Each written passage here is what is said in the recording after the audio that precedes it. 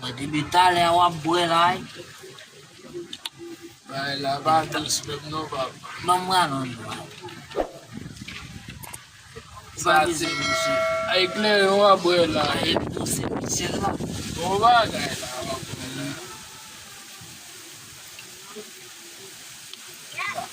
Ça normal lui va. Ouais. Bon bagay moun yo konam di. On nou kleri.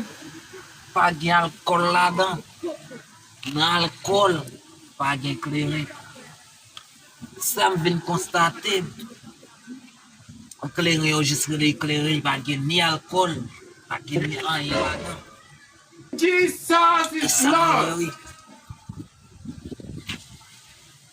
Alcool la va ingler là dans le vrai non. E kleri pa gen Yo alkol. jusque l'alcool. E la wak a bwe deja nou. Ou va ka boire sim non va pas. So kote. M la anvan kleri fet oui. La depuis notre antiquité. Pas besoin va gagner non pas. Ala gen. Ou kon ça passé. L'autre jour. Non va vendre. Non m kon gamba pou an ba. Si to ou Yes. il faut m'acheter un clairin. Ou bwe kleri ya. Il va 1000 gouttes pour m'acheter clairin. Même tout ça. On bagay. Ou bwe kleri ya. M'pa kon di quantité ou bay pour clairin. Mal acheter clairin.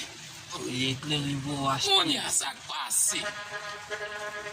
M'pa kon nan ki sa pour m'boter. M'bote si bouteille. Yo met clairin. Madame n'a pas dit man. La vie de clairin.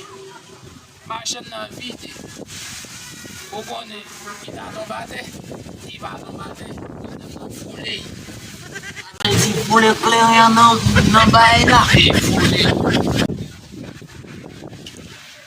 Mettez à terre. Si bouteille là, pas qu'à camper, non? Telman